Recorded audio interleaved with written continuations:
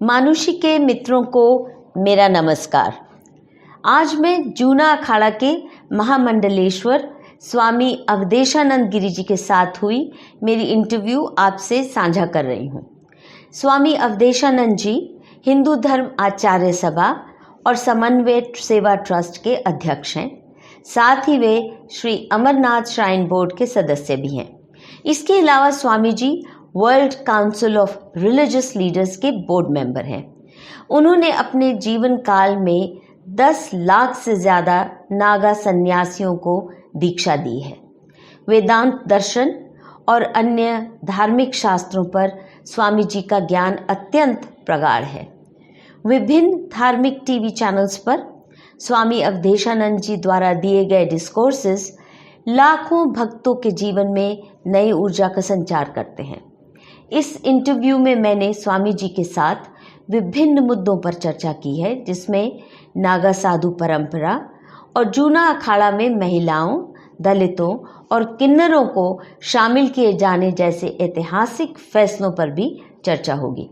ये इंटरव्यू 8 सितंबर 2020 को हरिहर आश्रम हरिद्वार में लिया गया था। आज हम स्वामी जी से कुछ ऐसे सामाजिक विषयों पर बात करने जा रहे हैं जिनके धार्मिक पहलुओं को अक्सर नकार दिया जाता है, या वो राजनीति और पॉलिटिकल डिस्कोर्स में धार्मिक उसके पक्ष जो हैं वो सामने नहीं आते।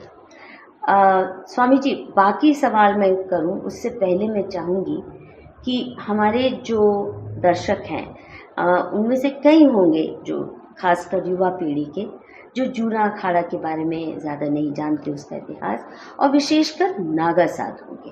आपने खुद ही 1 मिलियन यानी 10 लाख नागा साधुओं को दीक्षा आपने ही दी। तो कुछ बताएंगे नागा साधुओं के बारे में, क्योंकि हमारा मीडिया उनको केवल तब याद करता है जब कुंभ का मेला होता है, और क्योंकि वो निर्वस्त्र आते हैं और उनका व्यक्तित्व कुछ अलग अनोखा होता है, तो वो बस एक सिंबल बन के एग्जॉटिक इंडिया का, जिसको कई बार अभद्र तरीके से भी पेश किया जाता है। तो आपकी ज़ुबानी सुनना चाहते हैं नागा साधुओं की कहानी।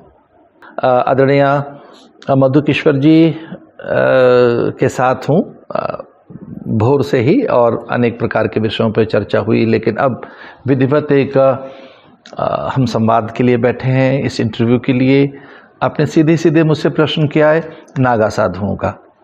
जैसा कि पूरा देश जानता है और संसार कि सन्यासियों का अपने एक संसार है, और जो भारत देश है वह अत्यंत प्राचीन देश है। इस देश की प्राचीनता को सब स्वीकार करते हैं। भारतीय सभ्यता, संस्कृति, संस्कार अत्यंत प्राचीन है। तो भारतीय सभ्यता में जो अत्यंत प्राचीन सभ्यता है, उस सभ्यता के मूल में, उस सभ्यता के प्रसार अथवा उसके संरक्षण संवर्धन में जिसकी विशेष भूमिका है, वे सन्यासी हैं, साधु हैं। और हम सन्यासी अत्यंत प्राचीन परंपरा के संवाहक हैं। चूँकि हमारे यहाँ 4 आश्रम बताए गए हैं, उनमें एक आश्रम गृहस्थ आश्रम, जैसे ब्रह्मचर्य आश्रम की उत्पत्ति होती है, चूँकि तब वो ज्ञानार्जन के लिए एक आश्रम है जिसमें गुरुकुल और अब आज की आधुनिक शिक्षा, और फिर गृहस्थ आश्रम, फिर है एक वानप्रस्थ। इसका अर्थ है कि सत्य को अनुभूत करने के लिए वनों में जाकर ऋषियों की समीपता ग्रहण कर सत्य को अनुभूत करने के लिए साधन करना। एक चौथा आश्रम है संन्यास आश्रम, जिसमें व्यक्ति गृह त्याग करता है, विधिवत अपनी सांसारिकता को अथवा अपनी सकल आसक्तियों को, ऐषणाओं को, अपनी अहमता ममता को त्याग कर वे गिरी कंदराओं में जाता रहा है, हिमोपत्यकाओं में, हिमालय में। मैं संयोग से उसी संन्यास आश्रम का प्रतिनिधि हूँ और आचार्य भी हूँ। और हमारे यहाँ एक विशेष वर्ग है सन्यासियों में जिसे नागा कहते हैं। वे नागा सन्यासी अवधूत होकर अपना संपूर्ण वैभव विलास, अपनी संपूर्ण संपत्ति अथवा मान सम्मान और जो उनके संग्रह संचय हैं, उनको त्याग कर वो लोक कल्याण के लिए समर्पित होते हैं। प्राय वो गिरिकंदराओं में, हिमोपत्यकाओं में रहते हैं, पर्ण कुटीर पर्णासनों पर वे रहकर, अथवा वो जंगलों से निकलकर कभी कभी पर्व और मेलों के समय भी प्रकट होते हैं। तो ये जो जूना अखाड़ा है, यद्यपि इसमें अनेक ऋषि मुनि और अनेक साधु संत हैं, हमारे अनेक चिकित्सा संस्थान हैं, शिक्षण संस्थान हैं, हमारे अनेक सेवा के कार्य हैं पूरे देश में और विदेश में भी, लेकिन हमारा ये जो पंचदशनाम जूना अखाड़ा है, जो लगभग पूरे भारत साधु समाज का सबसे विराट और विशाल है, ऐसा भी कहा जा सकता है कि लगभग 70-80% सन्यासी जूना अखाड़ा में है, बाकी में अन्य हैं। तो उसमें जो ये नागा सन्यासियों का प्रश्न आपने किया, ये नागा सन्यासी कभी किसी कालखंड में राजाओं की सेना में भी रहे हैं, जिन्होंने बहुत मर्यादित रहकर, संयत रहकर, शास्त्र और उनके संस्कारों का सम्मान करते हुए उनको अपना बल और पराक्रम प्रदान किया। और सच तो ये है कि वे एक प्रकार से उनके सैनिक भी होते थे। लेकिन ये राम मंदिर के रिक्लेमेशन में भी बहुत 1,74,000 बलिदान हुए राम मंदिर के निर्माण से पूर्व। उनमें लाखों सन्यासी, नागा, साधु, अन्य और भी साधुओं के बलिदान हुए, निहंग और अनेक।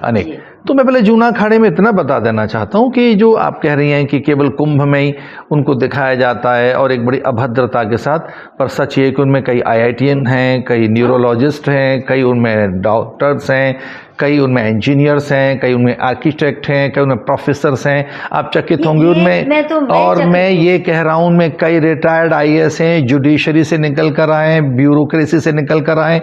मैंने लगभग 1 डज़न IITians को दीक्षित किया है, नागा सन्यासियों को। मेरे लगभग जो नागा डिसाइपल्स हैं उनमें कितने ही डॉक्टर्स हैं, कितने ही MD हैं और कितने उसमें इंजीनियर्स हैं। वो अपना प्रोफेशन छोड़ के, प्रोफेशन छोड़कर नागा साधु बने और उन्हें त्याग किया है। वे परम सत्य को जानने के लिए अपना सर्वस्व त्याग कर अध्यात्म की उच्चतम अवस्था को अर्जित करने के लिए नागा साधु बने। तो नागा का अर्थ केवल अपठित, गंवार और जिसे कुछ नहीं आता है ऐसा नहीं। वो अपनी बड़ा वैभव, विलासता, अपने बहुत बड़े संग्रह संचय को, उच्च पद प्रतिष्ठा को त्याग कर उनमें से हजारों साधु बनते हैं। और उनमें उनकी संख्या अब बहुत ज़्यादा है जो पठित हैं, जो बहुत अधिक उच्च पदस्थ रहे हैं और वे साधु बने। अभी हाल में ही कई पुलिस ऑफिसर्स हैं जो साधु बने हैं, हाल में ही कुछ जुडिशरी में नागा साधु बने हैं और वो बिल्कुल विधिवत वैसा जीवन जी रहे हैं। और हम उनको, अभी मैंने 2019 के कुंभ में और इससे पूर्व 2016 उज्जैनी के कुंभ में कितने इंजीनियर्स को नागा बनाया है। अगर आप अंदाजा नहीं लगा सकते कि मुझे ही कितना इस बात से आश्चर्य हुआ, तो मुझे विश्वास है कि हमारे दर्शक भी चौंक गए होंगे, क्योंकि जो इमेज पेश किया जाता है वो तो बिल्कुल ही जैसे समाज से कटे हुए लोग हैं, कोई लेन देन नहीं है, बस दबंग है, कुछ भी नहीं, उनमें कोई ऐसा देखिए मधुकेश्वर जी में कोई दबंग नहीं होता। वो अत्यंत सभ्य, शिष्ट, शालीन, संस्कारवान, प्रज्ञावान, अत्यंत उदार, वे इतने स्नेही, प्रकृति प्रेमी कि उनके लिए हर चीज ईश्वर की वस्तु और उसको सहेज के रखते हैं। उनके अंतःकरण की तनिक से भी भनक लगे हमें तो ऐसा लगता है कि वो स्वयं शिव स्वरूप है। जो स्कूल ऑफ थॉट है हमारा वो ये कि आपको बहुत प्राकृतिक होना है, निर्दोष होना है, तो बड़ा सहज होना है और आपको स्वाभाविक होना है। तो इसीलिए निर्वस्त्र, जैसा हम कहते हैं कि जैसे हमने अपने तन पर एक वसन धारण किया है, वैसे मन पर भी तन चिपका हुआ है और बुद्धि और मन, अहंकार ये आत्मा पर है। तो हमें 3 शरीर की बात करते हैं। एक तो ये शरीर है और इस शरीर को ढकने के लिए वस्त्र हैं। तो पर ये शरीर भी लिपटा हुआ है मन के ऊपर और मन लिपटा हुआ है आत्मा के ऊपर, यानी मन भी एक अलग शरीर है। तो हमारे यहाँ 3 शरीर हैं। एक तो ये शरीर, स्थूल शरीर, दूसरा सूक्ष्म शरीर और तीसरा कारण शरीर। तो हम एक देह की बात कर रहे हैं, उस देह के वस्त्र हट गए। पर नागा सन्यासी या प्राय हम साधु तो ऐसा भी कहते हैं कि ये देह भी एक प्रकार का आवरण है और इस देह आवरण ने ढक रखा है मन बुद्धि को, चित्त चेतना को, अहंकार को, यानी सूक्ष्म को। वो भी एक प्रकार का आवरण है, उसने आत्मा को ढका हुआ है, उसने हमारे अस्तित्व को ढका हुआ है। तो नागा होने का अर्थ है कि अपने परम सत्य और अस्तित्व को अनुभूत करना और ये कहना कि अरे ये तो कैंचुली है, तो वस्त्र त्याग कर वो शरीर में के सत्य से निकलकर मन और मन बुद्धि से निकलकर वो अपने स्वभाव तक की यात्रा का नाम नागा होना है। तो नागा शब्द का आप परिभाषा? नागा माने नग्न हो जाना, निर्वस्त्र हो जाना। और ये देखिए, वैसे भी जो ये तो सच है कि जैसे हम पैदा होते हैं वैसे नहीं रहते, पर हम पैदा भी तो वस्त्रों के साथ नहीं होते। हाँ। नहीं, और हमारे यहाँ तो जैसे लालेश्वरी थी, उन्होंने भी कश्मीर की जो सेंट पोएट, उन्होंने भी वस्त्र त्याग किए। महादेवी अक्का थी दक्षिण भारत की सेंट पोएट, उन्होंने भी वस्त्र त्याग किए। देखिए, हम ये जानते हैं कि ये बड़ा कठिन कार्य है, पर नागा सन्यासी प्राय अपने वसन त्याग कर, शरीर से भी हटकर, अपने सूक्ष्म से भी हटकर परम सत्य को अनुभूत करने के लिए वो साधन करते हैं।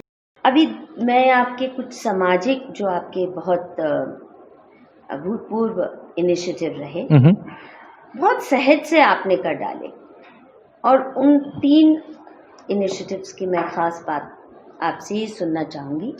एक तो कि महिला को आपने अपने जूना अखाड़ा में महामंडलेश्वर बनाया, एक दलित को बनाया, और जिनको ट्रांसजेंडर कहते हैं, और इतनी सहजता से ये काम हुआ। इनके अलग अलग क्या इतिहास रहा, कैसे आपको ये बात सूझी, और समाज का, आपके अखाड़े के साधुओं का क्या उस पर रिस्पॉन्स रहा, और बाकी आपके जो लाखों करोड़ आपके फॉलोअर्स हैं, आपके चाहने वाले हैं, उन्होंने कैसे इसको स्वीकारा?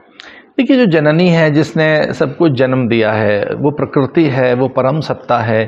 हम तो ऐसा भी मानते हैं कि जब देव बल घटित हो जाता है, इंद्रियम वरुण कुबेर और स्वयं ब्रह्मा, अथवा सामर्थ्यवान महादेव और सुदर्शन चक्र रखने वाले विष्णु भी जब एक तेजहीन हो जाते हैं, तब दुर्गा का आह्वान करते हैं, काली चंडी का, छिन्न मस्तिका का, और वह आकर उन्हें बल देती है। आ ब्रह्म कीट जननी, स्त्री को ये कहा गया कि जो एक सामान्य कीट से लेकर ब्रह्म की उत्पत्ति का कारण है, जो स्वयं जननी है, तो उसके हितों की कभी उपेक्षा नहीं होनी चाहिए।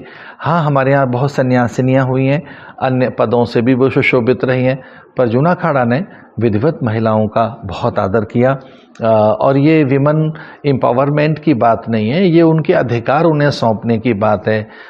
तो हम जूना अखाड़ा के अन्य जो भी हम 10 नाम सन्यासी हैं, 10 नामी, वे ये चाहते हैं कि महिलाओं के सम्मान, स्वाभिमान, निजता, उनके गौरव, उनके अस्तित्व की रक्षा हो, और वो भी बराबरी का उनको अधिकार मिले। जैसे मुझसे आप एक पंक्ति में पूछना चाहें कि क्या दार्शनिकता है इसके मूल में, तो मैं कहना चाहूँगा नर नारी एक समान।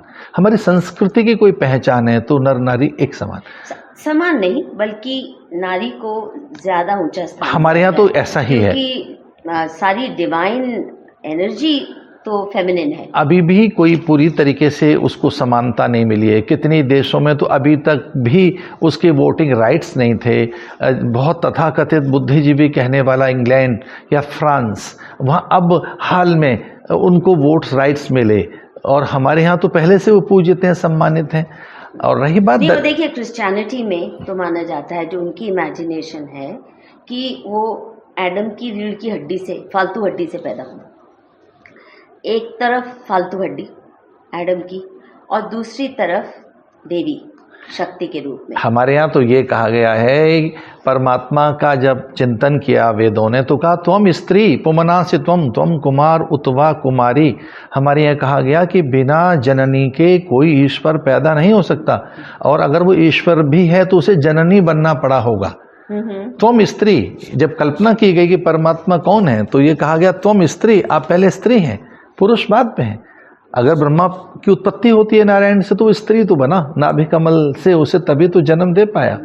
रही बात, देखिए, आपने पूछा दलितों की, नहीं, पर आपको क्या लगता है कि ये जो एक औरत के ऊपर जो प्रहार हुए और उनको पीछे धकेला गया, तो ये एक हिस्टोरिक पॉइंट था शायद, जब बाहर के हमले ऐसे हुए कि सुरक्षा देना बस इसके मूल में एकमात्र यही एक कारण है कि जब आतताई आक्रांता इस देश में आए और उन्होंने बड़ी बर्बरता पूर्वक यहाँ की संस्कृति को तहस नहस किया, तब उनकी दृष्टि हमारी तरुणियों पे, किशोरियों पर, युवतियों पर, बहु बेटियों पर गई जिनके पास एक अनिंद सौंदर्य था, वो स्वयं देवी स्वरूपा थी, तो उन्होंने अपने को एक प्रकार से आवरण में ढकने का प्रयास किया कि उनकी कुदृष्टि न जाए।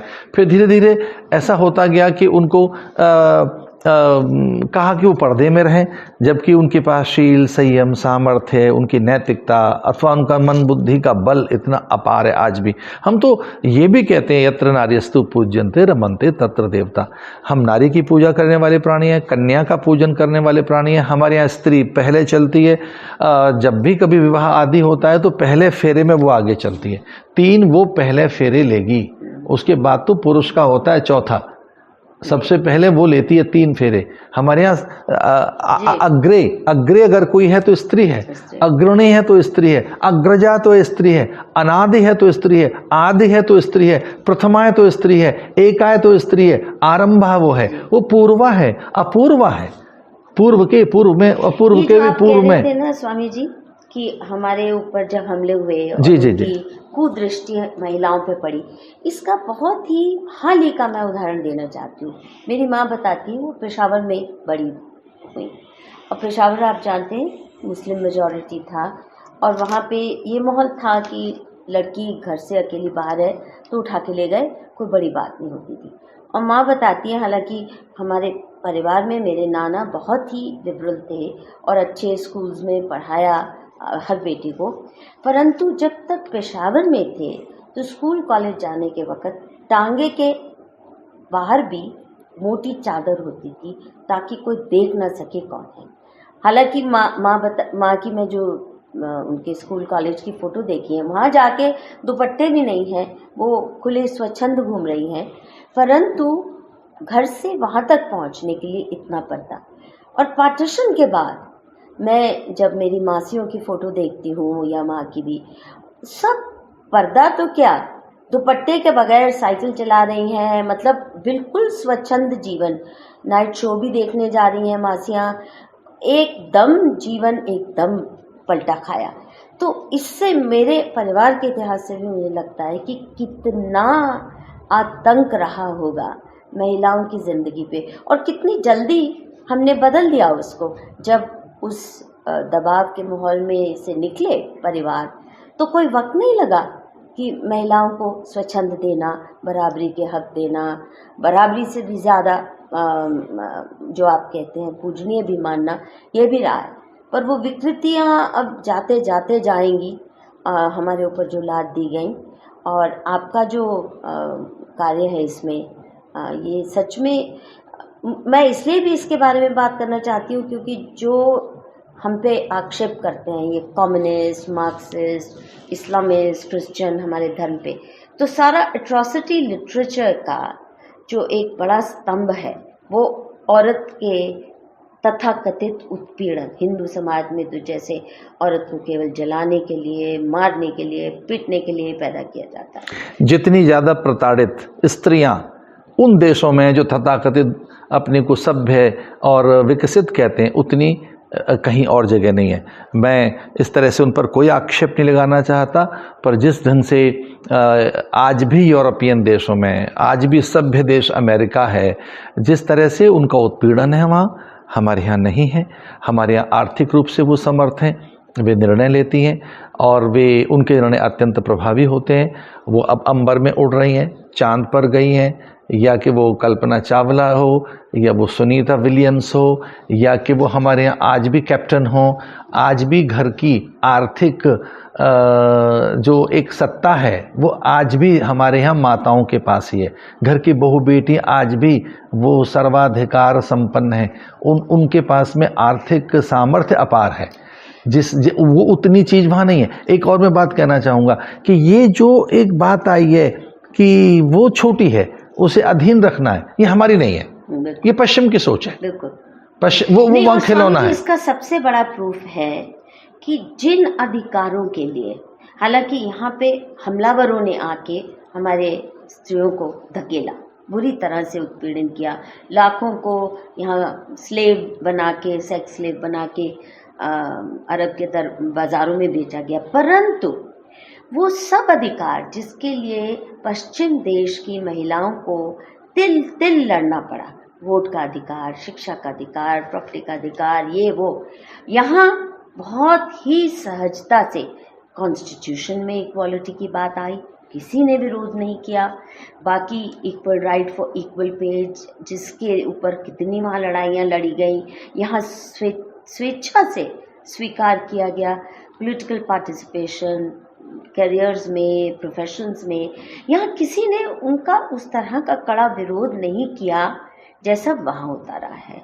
तो जो एक दबाव आया एक 800,000 साल ऊपर हमारे ऊपर, उसको जाते जाते टाइम तो लगेगा, उसकी विकृतियाँ तो अभी भी मैं जानता हूँ उसकी विकृतियाँ तो बाकी है। ये सहज, मैं इसलिए कह रही हूँ क्योंकि जिस सहजता से हमारे पॉलिटिकल लीडर्स ने कॉन्स्टिट्यूशन में इक्वल राइट्स की बात 1930 के दशक में स्वीकार कर ली थी कि हमारे फ्री इंडिया में, इसी तरह से उतनी सहजता से मुझे लगता है आपने हमारे यहाँ तो देखिए, हमारे यहाँ महामंडलेश्वर बनिए उच्च पदों पर हैं, वे श्रेष्ठता के साथ स्वीकृत की गई हैं।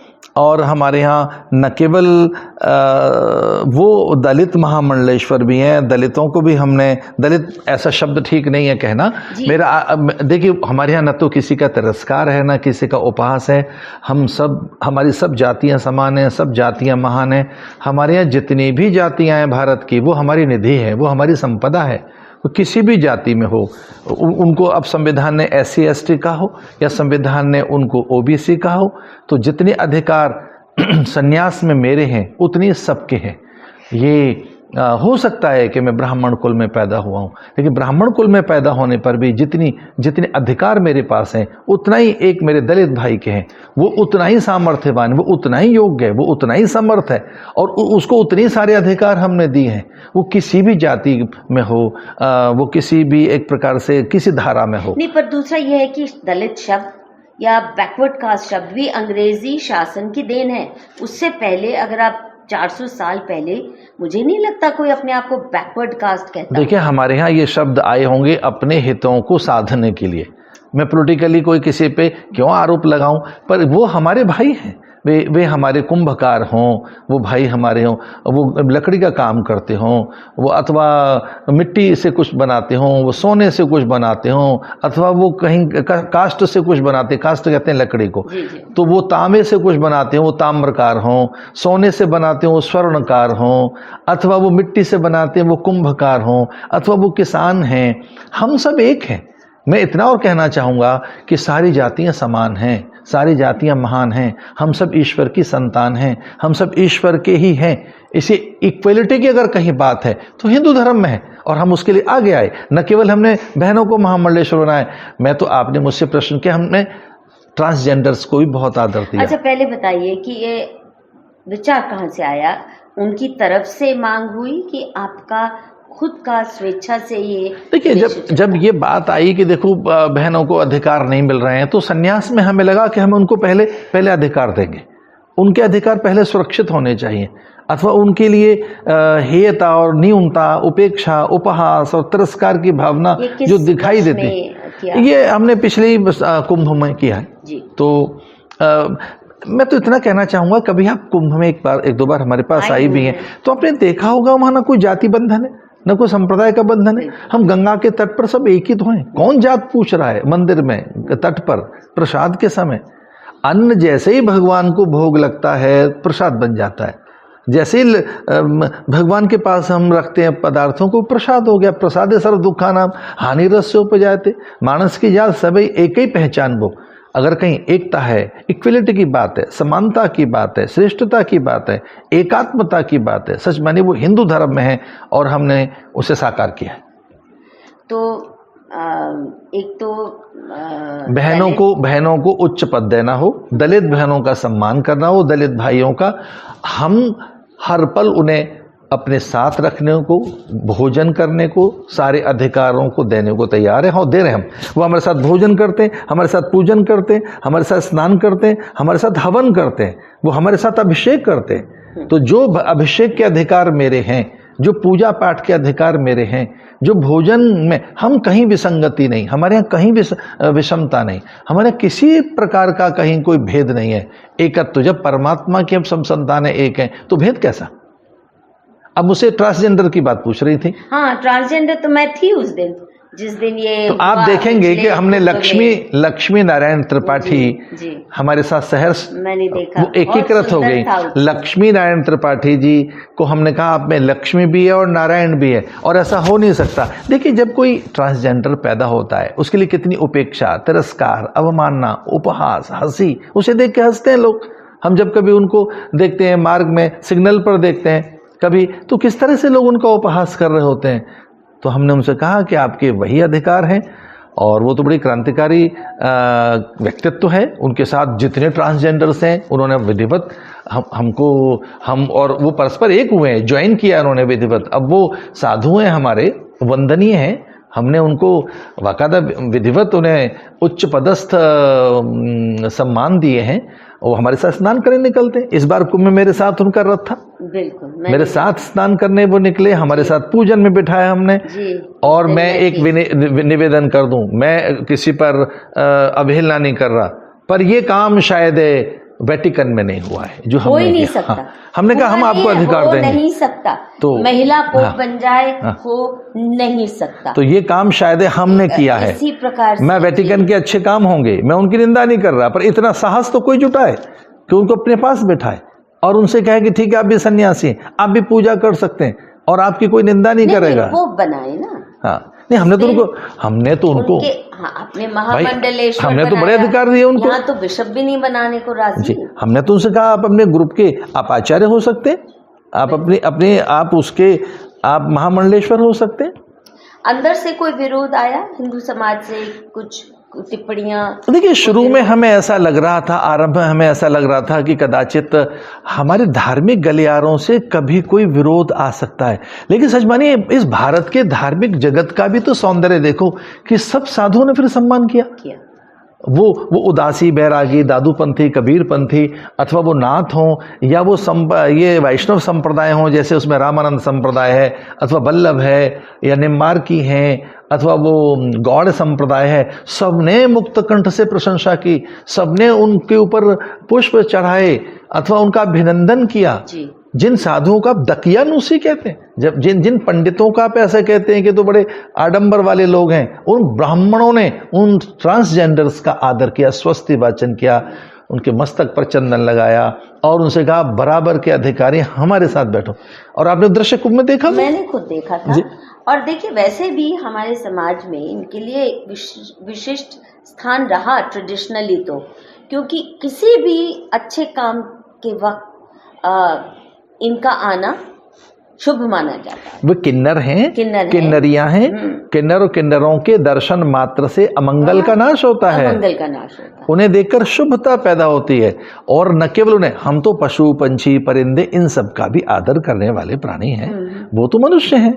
हमारे यहाँ तो मूषक का आदर है, वृषभ का आदर है, गज का आदर है, सर्प का आदर है। जो संस्कृति सांप को दूध पिलाती हो, जो संस्कृति चींटी का वंदन करती हो, जो संस्कृति एक एक कण में परमात्मा की उपस्थिति अनुभूत करती हो, वो संस्कृति हिंदू संस्कृति है।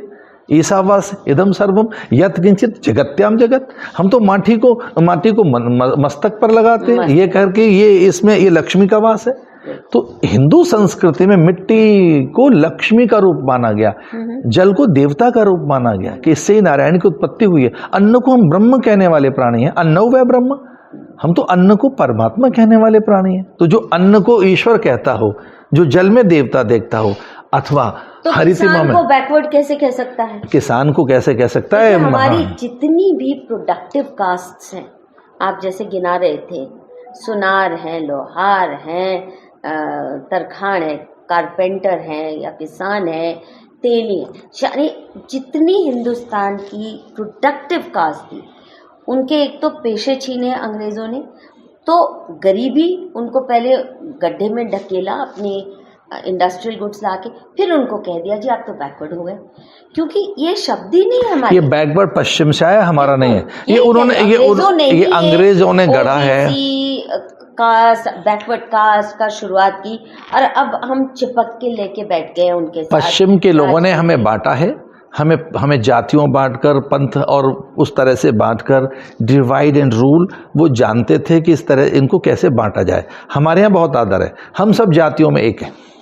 अच्छा, और इस संदर्भ में केवल एक लास्ट सवाल, किसी ने संन्यास लेना हो तो वहाँ तो कोई जाति का कोई जाति है ही नहीं, संन्यास में कोई, सबको अधिकार है, ध्यान रहे, संन्यास का सबको अधिकार है। और मेरे यहाँ जात नहीं पूछी जाती। अब जानते, मैंने 10 लाख सन्यासी बना दिए अपनी लाइफ टाइम में, तो हम जाति थोड़ी पूछते हैं। आप में कितनी आग है, आप अगर ईश्वर की आग लेकर पहुंचे तो आपका सम्मान है।